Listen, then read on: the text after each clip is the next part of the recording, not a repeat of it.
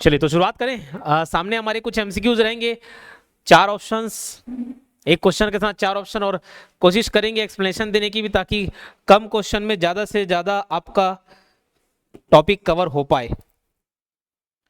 चलो पहला सवाल है, स्टाइलस क्या है? ये जो मैं ढूंढ रहा था थोड़ी देर, 5 मिनट, यही स्टाइलस है, समझ लो। ठीक है, तो स्टाइलस क्या है? ये एक इनपुट डिवाइस है।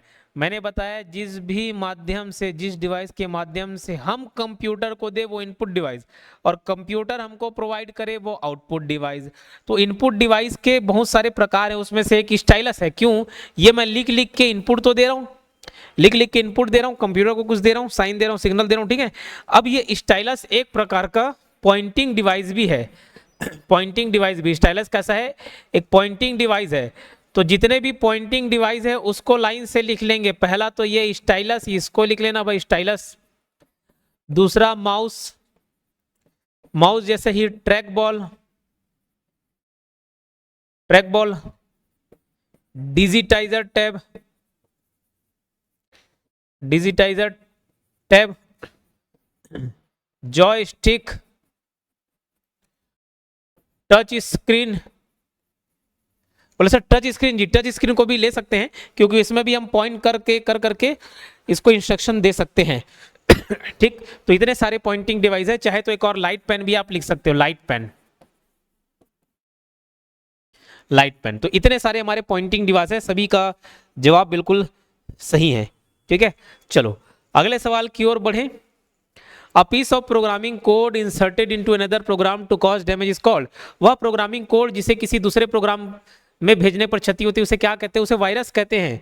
वायरस, ध्यान देना, वायरस आपसे पूछे कि वायरस है क्या चीज, तो वायरस एक प्रकार का कोड है। कभी कोड ना दे के वायरस को प्रोग्राम भी बोल देते हैं। वायरस क्या है? एक प्रोग्राम है। और प्रोग्राम ना बोलकर कभी कभार इसको सॉफ्टवेयर भी बोल देते हैं। ठीक है, सॉफ्टवेयर तक का पूछा गया ऑप्शन में, है ना।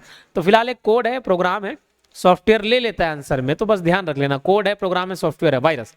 ठीक, तो ऐसा प्रोग्रामिंग कोड है जो दूसरे प्रोग्राम में भेजते हैं तो क्षति होता है, क्षति पहुंचाया जा सकता है। इसलिए बोला जाता है कि कोई भी रैंडम लिंक आता है तो उसको क्लिक नहीं करना है, नहीं तो वायरस हो सकता है, आपकी सारी जानकारी लीक हो सकती है। ठीक है, अभी कल नहीं, 3 दिन हो गया शायद, एक यूट्यूब कम्युनिटी के बिहाफ पे एक लिंक आया, और कभी कभार आपने देखा होगा छत्तीसगढ़ के बड़े बड़े टीचर्स या बाहर इंडिया के भी बहुत सारे टीचर्स के जो यूट्यूब चैनल्स है वो हैक हो गए, हैक हो गए। कोई उसमें दूसरा क्रिप्टो करेंसी का वीडियो चला रहा है और उसको यूट्यूब देखता है और ब्लॉक कर देता है, कुछ समय में हमारे हाथों से चैनल छीन जाता है। तो कुछ एक उदाहरण तो मुझे मालूम है कि वो कैसे करते हैं। क्या होता है, एक सब्सक्राइबर बेस बढ़ने के बाद जब यूट्यूब के लिए हम इंपॉर्टेंट हो जाते हैं तो एक पर्सनल मैनेजर अपॉइंट करते हैं कि यूट्यूब से रिलेटेड कोई भी दिक्कत होगा तो आप हमसे संपर्क कीजिए। जैसे अभी हमको कोई आदमी नहीं मिला है, लेकिन एक चैट सपोर्ट सिस्टम जरूर मिला है। कभी भी हम उनसे सवाल करके सारा चीज़ पूछ सकते हैं। लेकिन मुझे भी एक लगा कि शायद हो सकता है एक लिंक आया, एक मैसेज आया व्हाट्सएप पे उनकी तरफ से, लेकिन उससे पहले मुझे लगा कि शायद एक बार मैं इसका जाँच पड़ताल कर लेता हूँ, और जाँच पड़ताल में वो फर्जी निकला। ठीक, लेकिन इस उम्मीद में अगर मैं लिंक डालता हूँ तो हो सकता है वायरस इंसर्ट हो जाता है, मेरी बहुत सारी जानकारी उधर चले जाती, और हो सकता है मेरा चैनल भी हैक हो जाता। बट ठीक, अभी तक तो बचे हुए हैं, अभी तक बचे हुए हैं। तो वायरस क्या एक प्रकार का कोड है, प्रोग्राम है, सॉफ्टवेयर है जो नुकसान पहुंचाता है। मेलवेयर क्या है? तो मेलवेयर ये भी नुकसान पहुंचाने वाला चीज है, मेलवेयर भी नुकसान पहुंचाने वाला चीज है, मेलवेयर भी नुकसान पहुंचाता है। ठीक है, तो मेलवेयर के ही बहुत सारे उदाहरण हैं, मेलवेयर के ही बहुत सारे उदाहरण हैं। मेलवेयर के 2 उदाहरण में से आप एक याद रखना, जो रेप्लिकेट करता है और एक जो रेप्लिकेट नहीं करता। अब बोले सर ये रेप्लिकेट क्या है? मतलब खुद की प्रतिलिपि बनाना रेप्लिकेट कहलाता है। जैसे भाई कोई कीड़े मकोड़े आ गए, 2 कीड़े मकोड़े आते हैं, वो अपने और बच्चे जन्म रहे हैं, उसमें और अंडा दे रहे हैं, और धीरे धीरे उनकी संख्या बढ़ जाती है। तो जो जो रेप्लिकेट करता है उस वैसे मेलवेयर प्रोग्राम के अंतर्गत वायरस आता है और वर्म आता है। लेकिन ऐसा मेलवेयर प्रोग्राम जो रेप्लिकेट नहीं करता, वो उसका उदाहरण पूछाता है, तो उसका उदाहरण ट्रोजन हॉर्स, ट्रोजन हॉर्स। ठीक है, ट्रोजन हॉर्स। तो ये ट्रोजन हॉर्स ऐसा मेलवेयर प्रोग्राम है जो नुकसान तो पहुंचाता है लेकिन खुद रेप्लिकेट नहीं करता, अपनी प्रतिलिपि नहीं बनाता। ये जो ट्रोजन हॉर्स है, इसका नाम ट्रोजन हॉर्स किस लिए पड़ा? किसी को कहानी मालूम होगा तो बताना। ठीक, एक बहुत ही प्यारी मूवी है ट्रॉय, उससे जुड़ी हुई, खैर आप बताएंगे। स्पैम, वायरल कुछ नहीं है, स्पैम स्पैम मैसेजेस होते हैं, अवांछित मैसेजेस को स्पैम मैसेजेस बोला जाता है। जो आपको नहीं पसंद, जिसकी जरूरत आपको नहीं है, वो मैसेज है वो स्पैम है। ठीक है, चलिए अगला सवाल देखते हैं। The main circuit board of the system unit is, system का मेन सर्किट बोर्ड क्या है? मदरबोर्ड। ठीक, मदरबोर्ड का मैं चाहूंगा आपको फोटो दिखा दूं।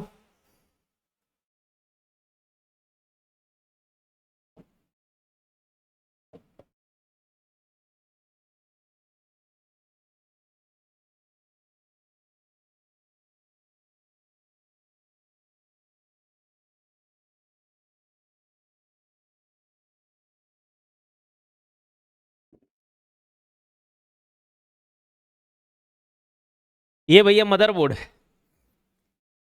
ये हर जगह देखे होगे, ये समझ लो एक मेन कंपोनेंट भैया जहां से ऑपरेट हो रहा है सारा चीज। जैसे वीडियो गेम जब खेलते थे पहले, टेप टेप आता था, तो उसमें भी ऐसी टाइप का चिप आपको देखने को मिला होगा सारे चीज में। ये मदरबोर्ड है। ठीक, अब वापस क्वेश्चन में आते हैं। The main circuit board of the system, board of the system unit is called, system का मेन सर्किट बोर्ड यूनिट क्या है? मदरबोर्ड है। ध्यान रखना, मदरबोर्ड को पीसीबी भी बोला जाता है, पीसीबी भी बोला जाता है। और पीसीबी का फुल फॉर्म क्या है ये बताएंगे। इसको मेन बोर्ड भी बोला जाता है। क्या बोला जाता है? Main board. इसको लॉजिक बोर्ड भी बोला जाता है। ठीक, इतने नाम आप याद रखेंगे। मदरबोर्ड के 4 नाम है, खुद motherboard, PCB, main board, logic board. PCB का फुल फॉर्म याद रखना, प्रिंटेड प्रिंटेड सर्किट बोर्ड।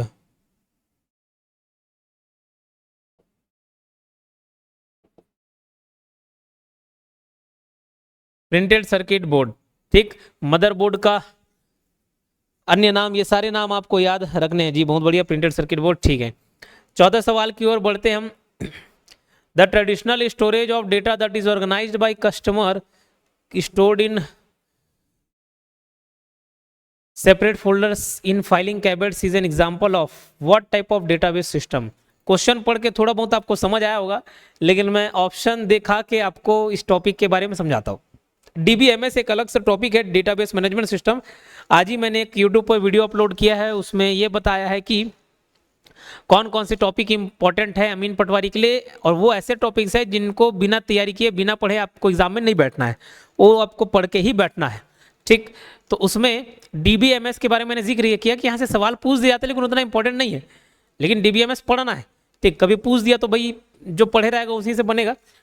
अब डीबीएमएस डेटाबेस मैनेजमेंट सिस्टम एक ऐसा सॉफ्टवेयर है, एक ऐसा सिस्टम है, ऐसा प्रोग्राम है समझ लो, जिसमें डेटा को ऑर्गेनाइज्ड वे में संग्रहित किया जाता है। ये आप समझ सकते हो भी फिलहाल ऊपर ऊपर तौर पे।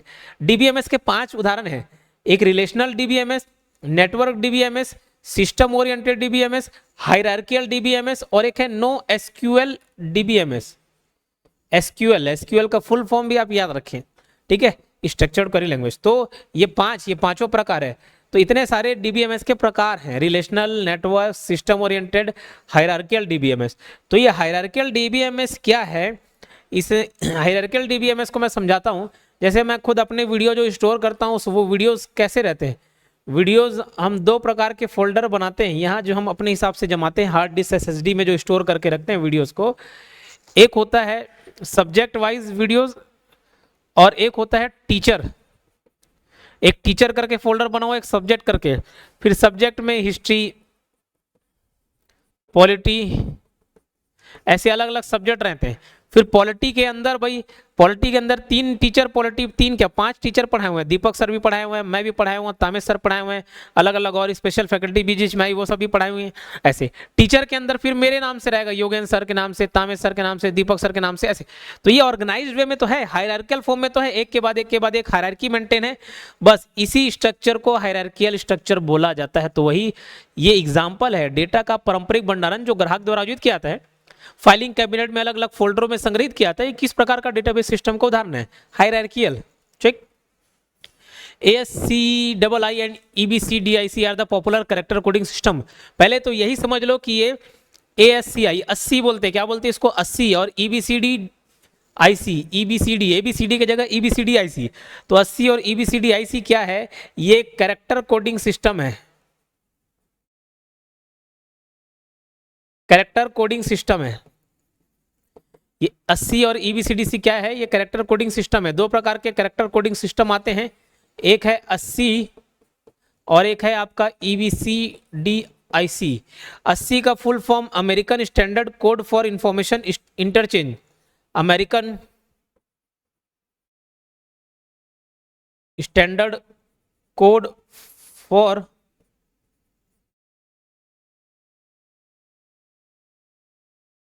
इंफॉर्मेशन इंटरचेंज, ठीक। और EBCDIC का फुल फॉर्म क्या है? तो EBCDIC का फुल फॉर्म है extended EBC, extended binary coded decimal interchange code, ठीक। Interchange code, extended binary coded decimal interchange code, ये दोनों क्या है? तो कैरेक्टर कोडिंग सिस्टम में, बस इतना याद रखेंगे आप। क्लियर?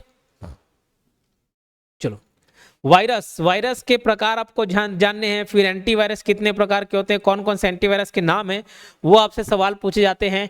तो वायरस का फुल फॉर्म भी आपको याद रखना है, vital information resource under siege, vital information resource under siege, वो जेड है, ठीक। तो छठवें का ऑप्शन सी, छठवें का option C. Dial up internet access का एक लाभ है, डैश लाभ है, बताओ। One advantage of dial up internet access is, ठीक है, क्या लाभ है? तब्बू पानी डाल।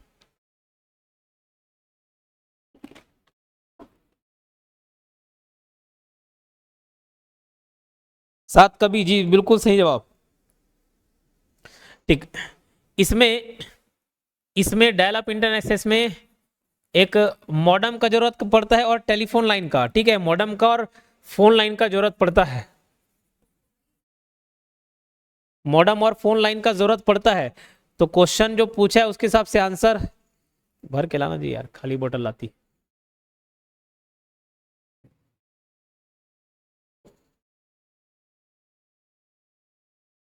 तो 7वें क्वेश्चन का ऑप्शन बी है, it utilises existing telephone service, यह मौजूदा टेलीफोन सेवा का उपयोग करते हैं। डेटा का वह संदर्भ डैश कहलाता है जिसका अनुसरण पाठक सीधे क्लिक करके, टैप करके या होवर करके कर सकता है। A reference to data that reader can directly follow either by clicking, tapping और होवरिंग इज कॉल्ड। तो इतना सब शब्द है, मैं आपको यहाँ पर 3 टर्म समझाना चाहूंगा, 3 टर्म समझाना चाहूंगा। ये हाइपर से जुड़े हुए 3 शब्द हैं, 3 शब्दावली हैं, इसको ध्यान से सुन ले आप। हाइपर टेक्स्ट, हाइपर लिंक और एक होता है हाइपर मीडिया। ये 3 टर्म है, तीनों टर्म का मतलब समझना और तीनों टर्म का डिफरेंस भी आपको मालूम होना चाहिए, ठीक है, तीनों टर्म का डिफरेंस भी मालूम होना चाहिए। तो हाइपर टेक्स्ट, हाइपर लिंक और हाइपर मीडिया। अब जैसे देखो, मैं कोई सा विकीपीडिया खोला, विकीपीडिया में किसी चीज की जानकारी देखना है मुझे कि 1947 में आज़ादी कैसे मिली, किसके संघर्षों से मिली। तो 1947 आज़ादी के दिन की कहानी देख रहा हूँ, इसमें सबके बारे में मेंशन है, उसमें एक नाम महात्मा गांधी करके आ गया, ठीक। लेकिन मैं देखा कि बाकी जो शब्द है वो सफ़ेद सफ़ेद काला काला लिखा हुआ है, बोले ये महात्मा गांधी जी का जो टेक्स्ट है ये नीला में लिखा हुआ है, नीला कलर में, और उसके ऊपर थोड़ा सा नीचे लकीर भी दिया हुआ है। तो मैं इसको क्लिक किया, अब क्लिक किया तो मुझे मालूम चला भैया अलग से पेज खुल गया जिसमें महात्मा गांधी के बारे में दिया गया है, ठीक है। तो ये जो टेक्स्ट लिखा है ये टेक्स्ट क्या कहलाएगा? Hyper text. क्या कहलाएगा? हाइपर टेक्स्ट, ठीक है। और इस टेक्स्ट के पीछे लिंक छुपा था, ये हाइपर टेक्स्ट के पीछे लिंक छुपा रहता है, उस लिंक को बोलते हैं हाइपर लिंक, तभी तो लिंक के माध्यम से ही तो कहीं दूसरे वेब पेज पे ले जाएगा, ठीक है। और वैसे ही हाइपर मीडिया भी होता है। हाइपर मीडिया क्या? देखना आप इधर बढ़िया अपना पढ़ाई का सामग्री निकाल के चला रहे हो, यहाँ पे आजू बाजू एक ठोक ऐसा ऐड दिख जाएगा, भैया ये मेरा वाला ऐड नहीं, कंप्यूटर वाला, कंप्यूटर में जो आपको आकर्षित करेगा, और आप उस वीडियो को क्लिक किए, जैसे उस वीडियो को एडवर्टाइजमेंट को क्लिक किया, आप कहीं और दूसरे वेब पेज पे पहुंच जाते हो जहां आप घंटों समय बिता देते हो, बस वही क्या है? हाइपर मीडिया है, ठीक है। तो फिलहाल डेटा का संदर्भ डैश कहलाता है, हाइपर लिंक कहलाता है जिसका अनुसरण पाठक सीधे क्लिक करके, टैप करके कर सकता है। यानी कि उसको कैसे फॉलो कर सकता है? बस क्लिक करेगा हाइपर लिंक, वो दूसरे जगह पहुंच जाएगा, दूसरे वेब पेज पर, ठीक है। चलो आगे बढ़ते हैं। 9वां question, which of the following is a markup language. तो इसका फुल फॉर्म अगर आपको याद होगा, फुल फॉर्म तो पूछा ही जाता है, फुल फॉर्म आपको अच्छे से याद रखना है। अगर 10 क्वेश्चन कंप्यूटर से पूछे जाएंगे तो 2 क्वेश्चन फुल फॉर्म का हो सकता है, एक तो फिक्स रहेगा, 2 भी हो सकता है। तो फुल फॉर्म अच्छे से याद करना। तो HTML का फुल फॉर्म है हाइपर टेक्स्ट मार्कअप लैंग्वेज।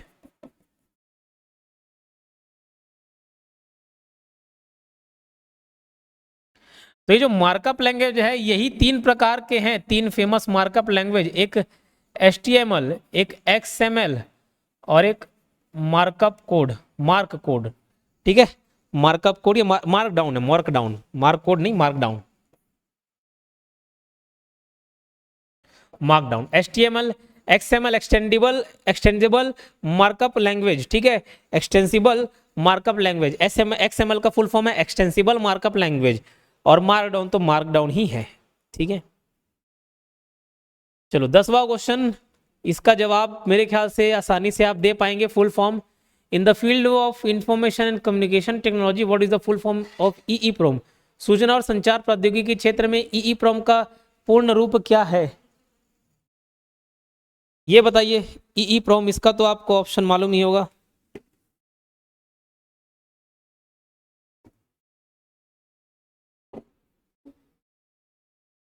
ए, ये जो आप ए बी, खाली ए बी जो बताते ना, वो समझ नहीं आता कि कौन सा ए बी है।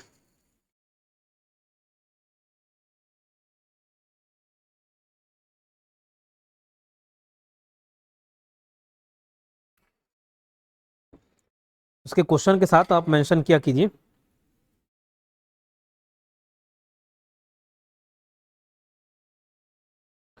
हाँ, ऐसे 10 का ए, 10 का बी, ऐसे आप बताया करिए तो समझ आएगा। Electrically erasable programmable read only memory, यहाँ पे रोम का फुल फॉर्म है रीड ओनली मेमोरी। प्रोम पी जुड़ जाए तो प्रोग्रामेबल रीड ओनली मेमोरी, ई जुड़ जाए तो erasable programmable read only memory, और एक और ई जुड़ जाए electrically erasable programmable read only memory, ये आप याद रखेंगे। 11वें नंबर का सवाल है, कंप्यूटर में प्रयुक्त निम्नलिखित में से किस घटक में एक वोलाटाइल मेमोरी होती है? कौन सा ये वोलाटाइल मेमोरी का उदाहरण बताओ। फिर मैं चार्ट बनाऊंगा, और ये चार्ट को मैंने बोला था कि आप अच्छे से याद कर लेंगे। मेमोरी के 2 भाग हैं, मेमोरी के 2 भाग हैं, एक आपका प्राइमरी मेमोरी, एक सेकेंडरी मेमोरी। ठीक, प्राइमरी मेमोरी को ही वोलाटाइल मेमोरी भी बोला जाता है, जो चेंज हो जाए, और इसको नॉन वोलाटाइल मेमोरी बोला जाता है। लेकिन प्राइमरी मेमोरी वोलाटाइल का उदाहरण तो है, लेकिन प्राइमरी मेमोरी के अगर एग्जांपल देखें, रैम, रोम, रजिस्टर और कैश, इसमें से ध्यान देना रोम जो है वो इसका अपवाद है, यानी कि ये बस नॉन वोलेटाइल मेमोरी है, बाकी ये 3 सारे वोलेटाइल मेमोरी हैं। ठीक है, तो रैम क्या है, वोलेटाइल मेमोरी है। Which of the following component used in computer has a volatile memory, यानी कि ऐसा मेमोरी जिसके डेटा चेंज हो जाए या उसमें डेटा ना रहे या सब चीज़ लॉस हो जाए, कब, जब इसमें इलेक्ट्रिकल सिग्नल ना पहुंचे, तो इलेक्ट्रिक सप्लाई ना पहुंचे। तो कौन सी बड़ी मात्रा में डेटा संग्रहित कर सकता है? CD, hard disk, RAM, floppy disk. Floppy disk का तो 1.44 MB का इसकी कैपेसिटी रहती है, तो ये कोई बड़ा स्टोरेज डिवाइस नहीं है। रैम में भी छोटे रहते हैं, इसके प्रोसेसिंग स्पीड तेज होती है, लेकिन स्टोरेज कैपेसिटी कम होती है। CD भी 700 MB का क्या ही ज्यादा रख लेगा। हार्ड डिस्क सबसे ज्यादा डेटा स्टोर करके रख सकता है।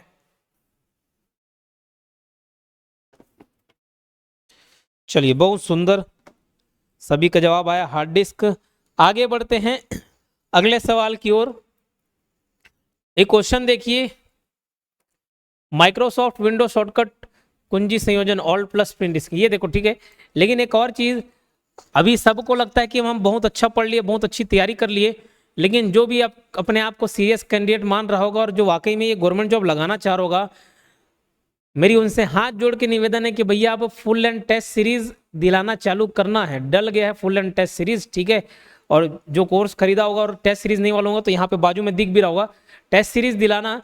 और ये मत सोचना कि रिवीजन, हमारा मानसिकता ये रहता है कि भैया पूरा कंप्लीट पढ़ लेंगे, रिवीजन कर लेंगे, हर एक चीज़ खत्म हो जाएगा तब टेस्ट दिलाएंगे, तो ये कभी नहीं आएगा। कभी मतलब कभी नहीं आएगा। आप डायरेक्ट दिलाना जितना आपसे बने। सपोज आपका 50 मार्क्स भी बना है ना, तो भी आपको चिंता करने की जरूरत नहीं है। 5 फुल लेंथ टेस्ट रहेगा, वो 10-10 मार्क्स हर 6-6 दिन 7-7 दिन में बढ़ाने की कोशिश करना। ठीक, अभी आपके पास 1 महीने का समय है, तो आप ये कर सकते हैं। आप सोचेंगे कि लास्ट में आप टेस्ट दिलाएंगे और लास्ट में आपको दिखा कि आपके मार्क्स ज़्यादा नहीं बढ़ रहे हैं, तो फिर गलती सुधारने का मौका नहीं मिलेगा। इसलिए अभी से 1 महीने पहले से इसको दिलाना चालू करना, ठीक है। चलो, और मैं ये बोलूँगा कि जो जो 50 से 60 के बीच में ला रहा है, तो यह मैं अच्छा स्कोर नहीं बोलूँगा उसको, एवरेज, बुरा भी नहीं है, एवरेज है। लेकिन यहाँ से कम 80 तक तो जंप करना पड़ेगा दोस्त, बिना 80 से नीचे लाए नहीं होगा। तो आप किसी भी कैटेगरी के रहें, कम से कम 80 का टारगेट करेंगे ही करेंगे आप, जो 50-60 वाले हैं, ठीक है। चलो, माइक्रोसॉफ्ट विंडोज शॉर्टकट कुंजी संयोजन ऑल्ट प्लस प्रिंट स्क्रीन, इससे क्या होता है? तो देखो, प्रिंट स्क्रीन स्क्रीनशॉट हो जाता है, चाहे ऑल्ट प्लस प्रिंट स्क्रीन हो या कंट्रोल प्लस प्रिंट स्क्रीन, इन दोनों से आपका स्क्रीनशॉट हो जाता है। अभी आप देखना, मेरे मोबाइल में ऐसे 3 उंगली ऐसे खींचेंगे, ठीक, मोबाइल में देखा था, कंट्रोल प्लस वी क्या होगा? वो तो पेस्ट होगा जी। स्क्रीनशॉट और पेस्ट अलग अलग चीज है ना। ये देखो, इतना बढ़िया स्क्रीन है, अब मैं चाह रहा हूं कि इसका स्क्रीनशॉट ले लूं। ये 3 उंगली ऐसे किया, ऋतिक रोशन की एक मूवी थी ना, कहो ना प्यार, उसमें से 3 उंगली करता था, तो 3 उंगली किए, बढ़िया स्क्रीनशॉट हो गया। अलग अलग मोबाइल का अलग अलग सेटिंग होगा भाई, कहीं 2 उंगली से हो जाएगा, कहीं 1 उंगली से, कहीं कुछ ऐसे, ठीक, कहीं वॉल्यूम बटनों को करके स्क्रीनशॉट लेते हैं। तो बस वैसे ही कंप्यूटर में आप कैसे स्क्रीनशॉट लेंगे, कंप्यूटर में कैसे स्क्रीनशॉट लेंगे? ऑल्ट प्लस प्रिंट स्क्रीन या कंट्रोल प्लस प्रिंट स्क्रीन करके, ठीक है। अब उसके बाद देखो, और भी ये जो सिस्टम है, open the drive selection when browsing, browse करते समय ड्राइव का चयन खोलता है, ये ऑल्ट विंडो प्लस ई, इसके लिए शॉर्टकट की लिख लेना, विंडो बटन प्लस ई, ये ड्राइव का चयन खोलता है, ठीक है। स्विचेस बिटवीन ओपन एप्लीकेशन, इसमें लिख लेना, देखो एक टैब बटन के साथ होगा, विंडो प्लस टैब या alt plus tab, window plus tab या ऑल्ट प्लस टैब, और यहां पर switches between application on the task bar, तो ये विंडो प्लस टी, ये विंडो प्लस टी बटन से होगा। और स्क्रीनशॉट वाला तो मैं बता ही दिया।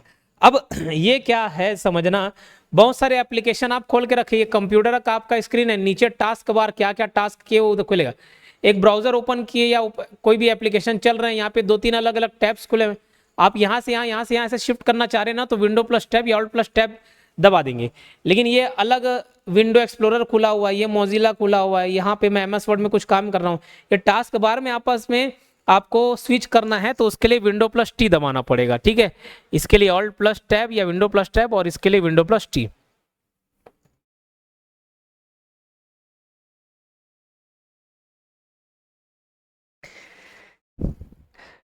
जी, मैंने अभी एक मोबाइल लिया है जिसमें मैं ऐसे आंख बंद करूं तो स्क्रीनशॉट हो जाता है, ठीक, नया टेक्नोलॉजी उसमें अलग से डलवाया हूं मैं। The IP address is divided into 2 parts in which first is network part and other is, तो देखो सबसे पहले ये आईपी एड्रेस का फुल फॉर्म याद कर लेना। आईपी का फुल फॉर्म क्या है? Internet protocol address, internet protocol address, ठीक है, इंटरनेट प्रोटोकॉल एड्रेस। अब ये आईपी एड्रेस क्या है? आधार कार्ड है, आधार नंबर है। बोले आधार नंबर? जी बिल्कुल, जैसे हमारा अपना एक यूनिक आईडी है, यूनिक आधार कार्ड है, मेरा आधार कार्ड का नंबर आपके नंबर जैसा नहीं हो सकता, ठीक है। मेरे मोबाइल नंबर जैसा आपका मोबाइल नंबर नहीं हो सकता, भाई मेरे मोबाइल नंबर में कॉल लगाओ तो मेरे पास ही लगेगा, ठीक है। अलग अलग नंबर में कॉल लगाओगे तो बस वैसे ही ये एड्रेस है, क्या ना, कंप्यूटर का एड्रेस है, समझ लो, क्या? आईपी एड्रेस, कंप्यूटर का एड्रेस है, इंटरनेट प्रोटोकॉल एड्रेस, ठीक। तो आईपी एड्रेस से ट्रेस हो जाते हैं बहुत सारे, जैसे कोई कंप्यूटर से हैक कर रहा है या कुछ तिमाली कर दी और सोचे कि ना पकड़ा है, तो ऐसा नहीं है, आईपी एड्रेस के माध्यम से ट्रेस हो जाता है, ठीक। अब इंटरनेट प्रोटोकॉल एड्रेस, तो इसको हम शॉर्ट फॉर्म में क्या बोलेंगे? आईपी। ये आईपी के 2 पार्ट है, आईपी वर्जन 4, IPv4 बोलते हैं, इंटरनेट प्रोटोकॉल वर्जन 4, और एक IPv6, ठीक है। तो एक V4 है, एक V6 है, आईपी वर्जन 6। इसमें ध्यान देना, ये सवाल पूछा गया था 32 बिट किस में यूज होता है? आईपी वर्जन 4 में, एडीआई का क्वेश्चन है, और इसमें यूज होता है 128 बिट, ठीक है। तो ये 32 बिट, और ये इसमें आपका पीरियड्स यूज होता है, ठीक। पीरियड्स मतलब जैसे 198 हो गया, फिर डॉट हो गया, 86 डॉट, ऐसे टाइप के नंबर यूज होते हैं, ठीक है, इसको पीरियड्स बोलते हैं। इसमें इधर वाले में आपको 100 ऐसा नंबर बोले सही, सेमी कॉलन यूज होता है, क्या बोलेंगे इसको? कॉलन है ना, इस टाइप का। तो इसमें पीरियड्स यूज होता है, इसमें कॉलन्स यूज होता है, ठीक है। एक में पीरियड्स यूज होता है, एक में कॉलन्स यूज होता है, उसको आप याद करेंगे, ठीक। अब और क्या क्या इसमें पढ़ने वाली चीजें हैं? ये 32 बिट, 128 बिट, ये वर्जन 4, ये वर्जन 6, पीरियड्स और कॉलम्स में डिवाइडेड है, ये याद रखना। ये हेक्साडेसिमल यूज होता है इसमें, हेक्साडेसिमल। जो आईपी वर्जन 6 है इसमें हेक्साडेसिमल यूज होता है, और जो आईपी वर्जन 4 है इसमें डेसिमल यूज होता है। डेसिमल मतलब 10 अंक और यहाँ पे 16 अंक। इतनी बातें आप याद रखेंगे। क्लियर? चलो, इतना क्लियर है क्या?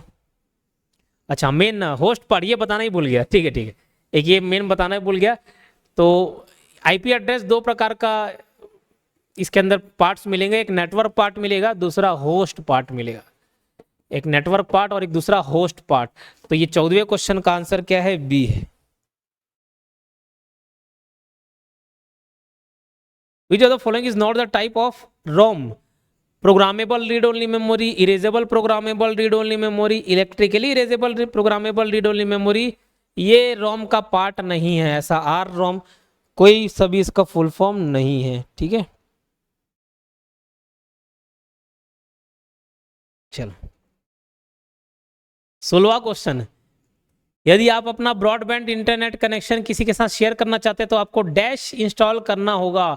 यू मस्ट इंस्टॉल अ या an on a network if you want to share a broadband internet connection. बताओ, पेन ड्राइव, नोड, केबल, क्या चीज होगा? ठीक, सभी को मालूम है इसका आंसर राउटर है। जिसके जिसके यहाँ इंटरनेट कनेक्शन होगा लगभग थोड़ा बहुत आइडिया होगा ही राउटर। तो राउटर एक ऐसा डिवाइस है जो रूट डिसाइड करता है। क्या करता है? रूट डिसाइड करता है।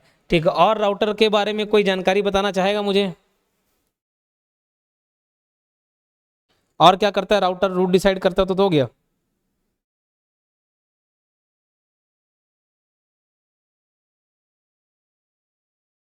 सिग्नल को रास्ता दिखाता है, जी बिल्कुल। ये रूट डिसाइड करता है, उसी में आ जाएगा। हम ये बोल सकते हैं डेटा पैकेट्स को फॉरवर्ड करता है।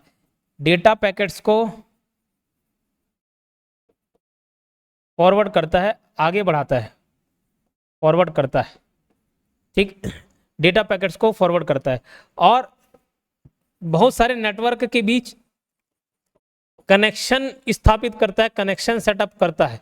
ये सब राउटर का काम है। डेटा पैकेट्स को फॉरवर्ड करने का काम, एक रूट डिसाइड करने का काम करता है, और बहुत सारे नेटवर्क के बीच कनेक्शन स्थापित करने का काम करता है। ठीक, इतनी सी बात समझ आई। इंटरनेट की दुनिया में दो और टर्म यूज होते हैं, टीसीपी और आईपी। मैंने बताया हुआ क्या, टी से टुकड़ा याद किए थे, ट्रांसमिशन कंट्रोल प्रोटोकॉल। तो ये जो भी इंफॉर्मेशन, ये जो भी मैसेज रहते हैं, इसको टुकड़ों में बांटने का काम करता है। टुकड़ों टुकड़ों में बांटने का काम कौन करता है? टीसीपी। और उसको पहुंचाने का, रिसीवर तक पहुंचाने का काम किसका रहता है? आईपी का। ठीक है, आईपी का, इंटरनेट प्रोटोकॉल का। ठीक है, इंटरनेट प्रोटोकॉल का, याद रहेगा। चलो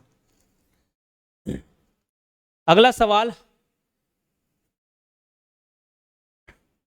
Which of the following is a hardware input device that optically reads an image and converts it into a digital signal? कौन सा एक हार्डवेयर इनपुट डिवाइस है जो वैकल्पिक रूप से एक छवि को पढ़ता है और इसे एक डिजिटल सिग्नल में परिवर्तित करता है?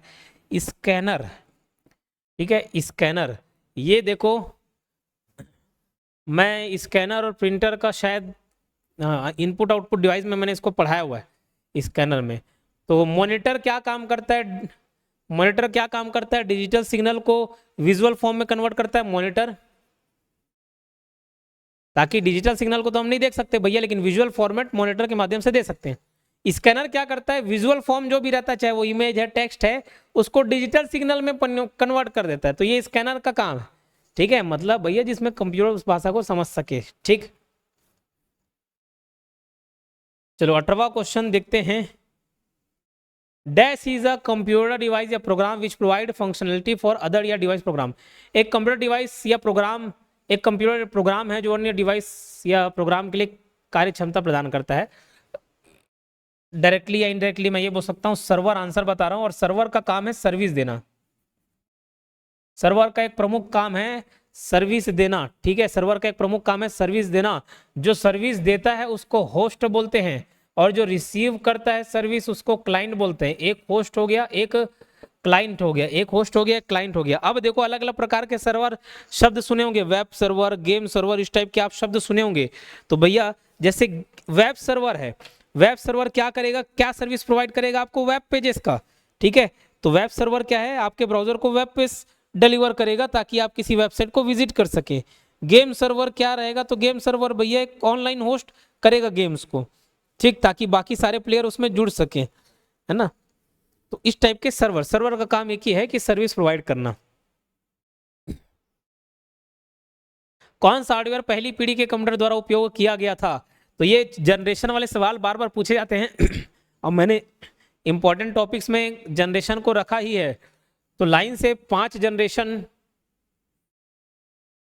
फर्स्ट 1940 से 55, फिर 19,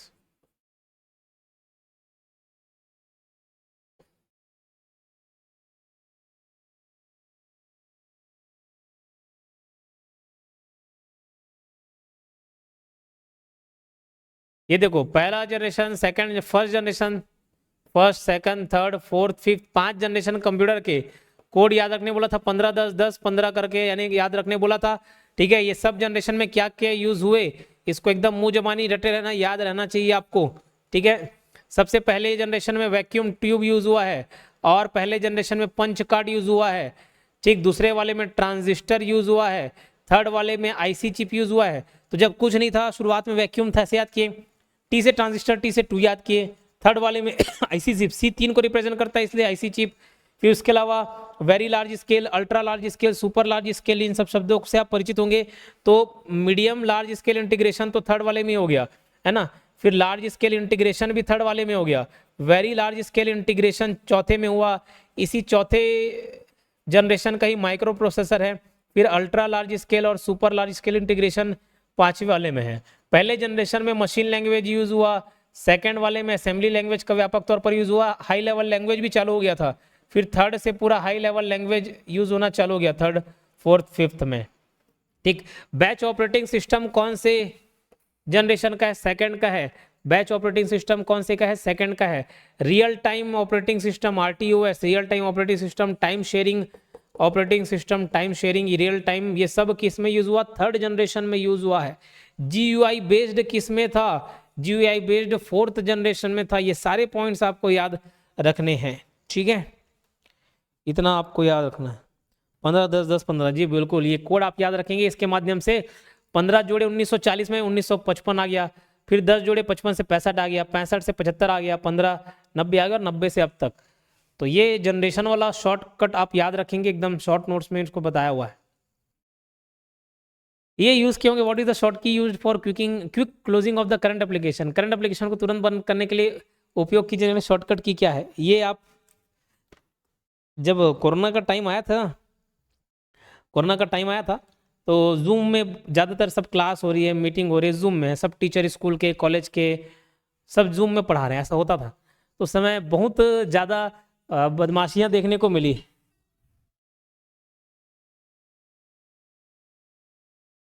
क्या हुआ?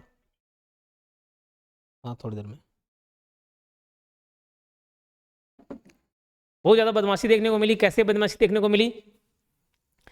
कि कोई बाहर का कोई व्यक्ति जुड़ जा रहा है, ठीक है, और किसी टीचर को गाली दे रहा है, मस्ती कर दे रहा है, कुछ और वीडियो प्ले कर दे रहा है, कुछ अजीबोगरीब ऑडियो सुनाई दे रहे हैं ऐसे। तो एक उसी फनी वे में कभी देखना, zoom meeting online funny videos ऐसे करके यूट्यूब में सर्च मारना, और आपका माइंड मूड फ्रेश हो जाएगा। ठीक, उसी में मुझे याद है एक सिस्टम, सर ये जूम अच्छे से चल नहीं रहा है। हाँ, बोले बेटा बताओ क्या करना है। नए नए पुराने टीचर्स हैं जो नए टेक्नोलॉजी से थोड़े उतने रूबरू नहीं हुए। बोले सर ऑल्ट प्लस F4 दबाओ। बोले ठीक है, तो उसके बाद क्या एंटर मारो? बोले शट डाउन ही हो जा रहा है। ठीक, तो ऐसे बहुत सारे बदमाशी किए गए, तो वहीं से ऑल्ट प्लस F4 याद रख सकते हो आप। देखिए जी, बिल्कुल। तो आज देखना, मूड फ्रेश करना होगा तो वीडियो जरूर देखना। तो करंट एप्लीकेशन सब चीज़ बंद करने के लिए ऑल्ट प्लस F4 है, ठीक है। कंट्रोल प्लस D से आपका dialog box, font dialog box खुलता है।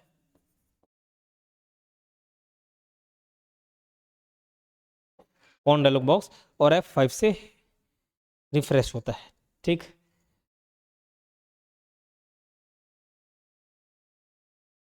ये 20 क्वेश्चन थे, लेकिन इसके पीछे के एक्सप्लेनेशन भी मैंने बता दी आपको। रिकॉर्डिंग ऑफ कर दो, किसी को कोई समस्या तो बताइए।